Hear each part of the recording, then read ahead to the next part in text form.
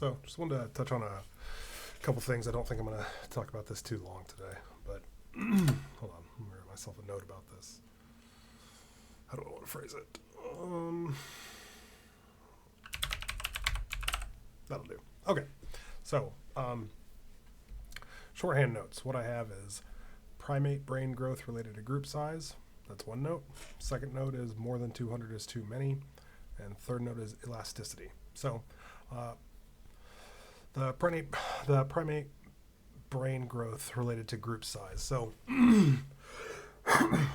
what that's trying to say is the larger a primate's brain size, the larger effective group that brain is capable of managing, at least conceptually. So, which goes into the more than 200 is too many. So, if you talk about people, for example, knowing and associating with regularly more than 200 people is more than a standard individual in today's society is capable of managing. So, part of why I think that's interesting is because I'm curious to, if we're talking about psychological polymorphism, one of the things I'm curious about that I'm going to have to look into is what is the differentiation and complexity of human personality versus primate personality, which is to say, does human personality develop along more vectors, or does it develop along a larger chunk of possibility of diversion, larger range, I guess is the word I'm looking for. Do they develop along a larger range? So if you said for neuroticism, for example, if you say the scale for a human being is 1 to 100, is the scale for a primate something like 20 to 80? So something I need to look into and find that out, because part of why I'm interested in that is because if the growth of a primate brain has a relationship with the size of group that the primate brain is capable of processing, I'm wondering if there's a scale of personality that is requisite to that, which is to say a couple things. One, if personality starts to develop along higher vectors, does it have any relationship with brain starting to develop larger so it can handle larger groups, because the level of divergence in the polymorphism requires larger groups to account for all the variables, and it's to account for all the variance, and it's not to account for all the variance necessarily per se. It's more to enable proper utilization of a larger pool of variance. I guess that would be a better way to put it. So I'm curious if there's any relationship between range of manifestation of different vectors of personality, or if there are more or less generalized differences in personality differential in range. Another way to say that would be maybe for primates, neuroticism can only go 40 to 60, but agreeableness can go from 20 to 80. So that's something I want to look into and see whether or not those things are related, because if those things are related, that would have a direct correlation to explaining that there is a biological evolutionary drive component to psychological polymorphism, and that it is actually a tool that is used as part of the evolution of a species specifically. What I mean by that is something about the evolution of humans has explicitly accounted for the fact that more divergence in psychological personality provides more utility, so it is actually using it directly as a tool in the same way that it would have utilized something like sexual dimorphism. So I have to look at that more, because that seems possible. And if that is the case, if there is a relationship between those two things, then I think it would be hard to say you notice a growth of potential of possible variants or vectors and a larger pool and larger variant set in which personality can manifest between a primate and a human, and not say that those things are tied one to one, and then requisitely not say that personality isn't just a sort of like random mutation chance. It's actually part of the plan and part of the design now, if there's a direct relationship between those things. So got to look into that. And elasticity, why I mentioned that specifically. if you think of, like, even if you just talk about the amount of personality vectors we know of, and you're talking about, like, if you just think of something like the Big Five, right? Just the Big Five, that's five. And then inside the Big Five, each of them has a value from 0 to 100. So I don't know what the math on that, but I'm guessing once you account for every possible variation of those things, it's got to be more than 200, 200 being the max that people can associate with regularly. What I'm curious about is the not elasticity is not really the right word.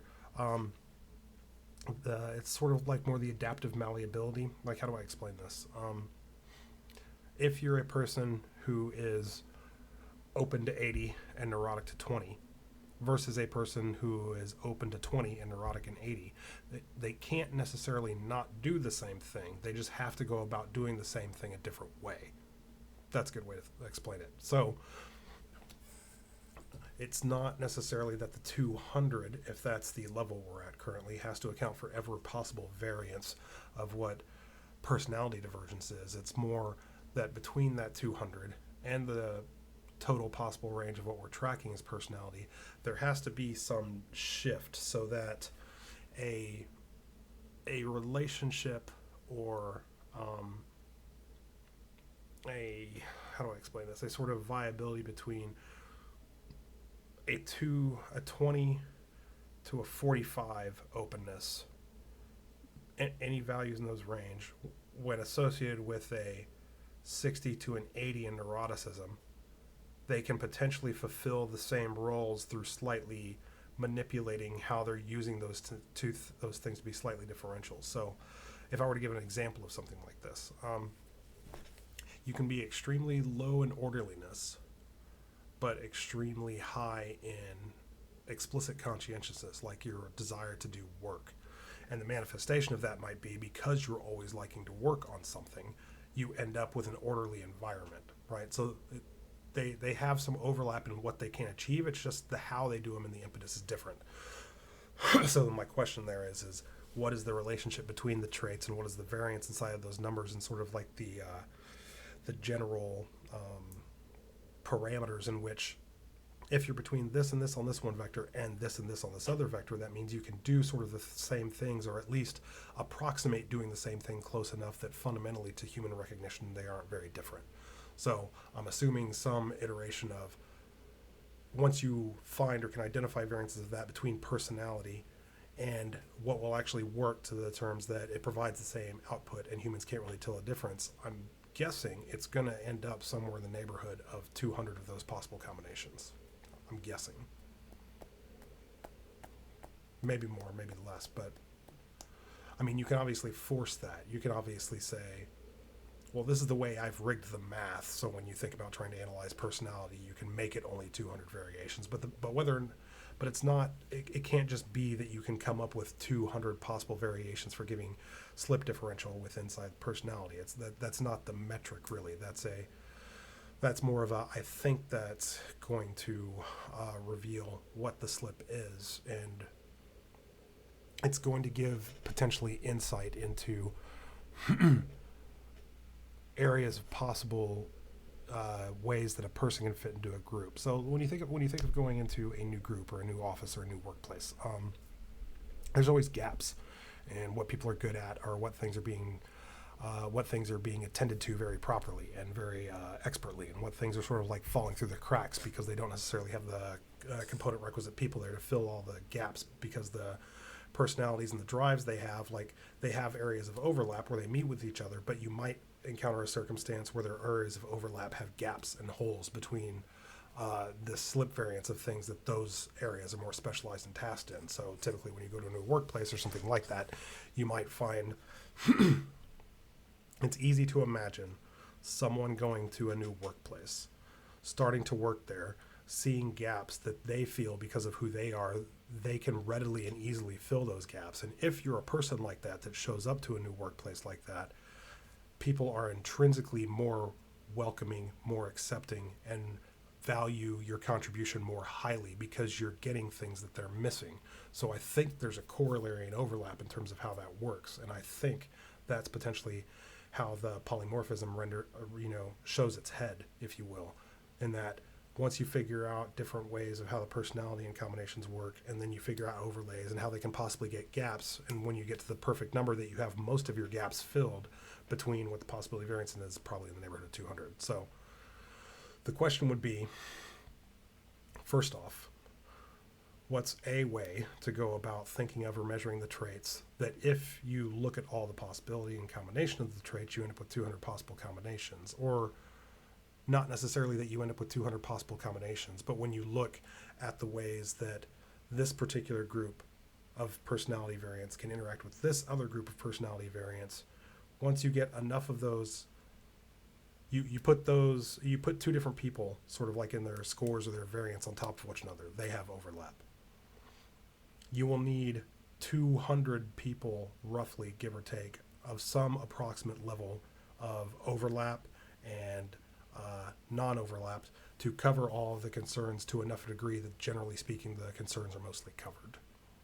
I'm not explaining that well, but this is kind of hard to explain. What would be a good way to explain this? So let me think for a second.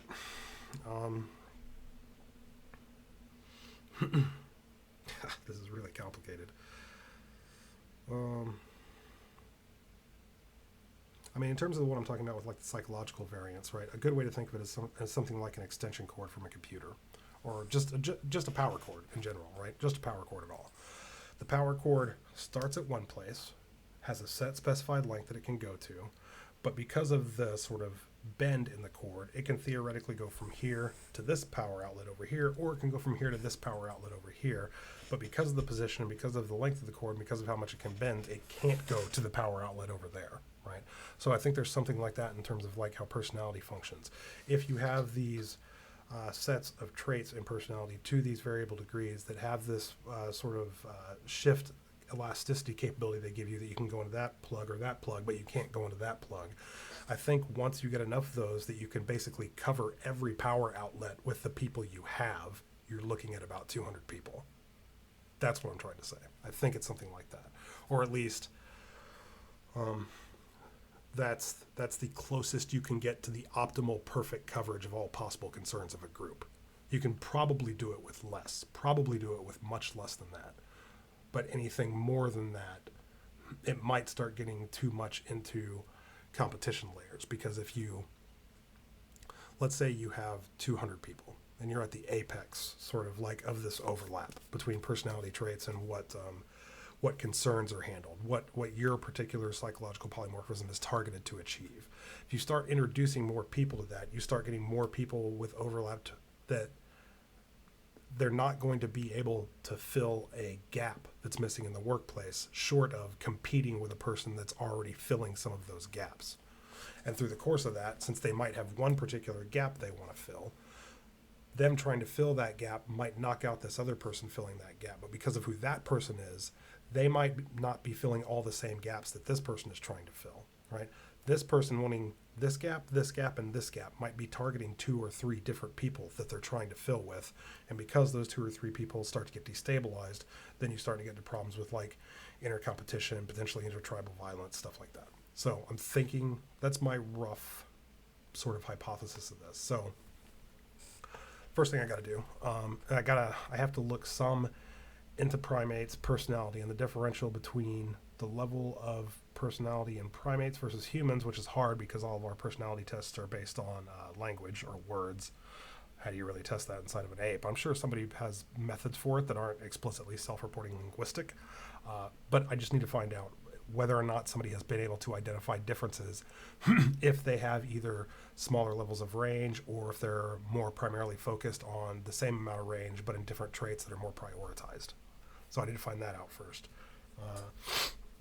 Yeah, honestly, I just need to find that out first. And then if that's the case, and I'm right about that, and their personality can't develop along as large of a scale or metric as a human's personality can develop, then the question is,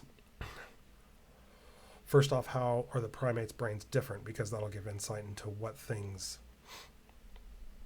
if human beings start to develop more along some specific personality metrics rather than just a general approval, right? So let's say apes have all the same personality that humans have, But instead of having it on a 0 to 100 scale, they have it on a 20 to 80 scale. But it's like that all the way down. That just tells us it's a general sort of growth metric, right? It's generally we're expanding our capability, and part of how we're doing that is widening the gap. But if there's more of a focus on primates between some groups, so let's say like openness in primates is 40 to 60 in the range, but conscientiousness is 10 to 90. That will tell me that explicitly human beings developed more along the lines of openness, which would kind of make sense if you think about it as like a general rough hypothesis with no data. But that'll tell you when you're trying to fill the 200 gap in humans, a lot of the overlap and a lot of the specialization is probably more related to openness in that case, because we didn't need to grow as much conscientiousness to fill some of the gaps. So then what's a primate's group size? What's the human group size? 200.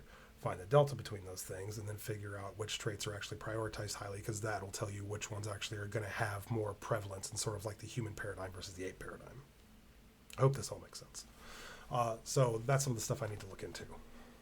I don't think I need to say anything else. I'm willing to bet there might be some sort of research on observable personality in apes at least. Probably should go look for that.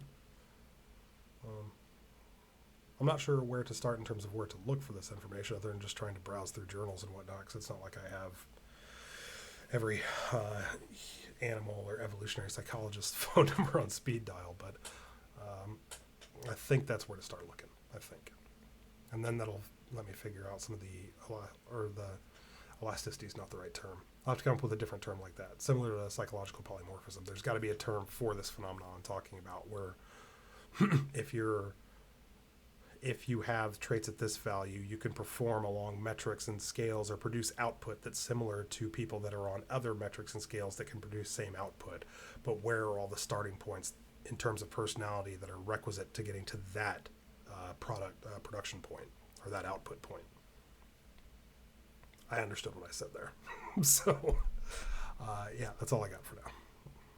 Yeah? Yeah.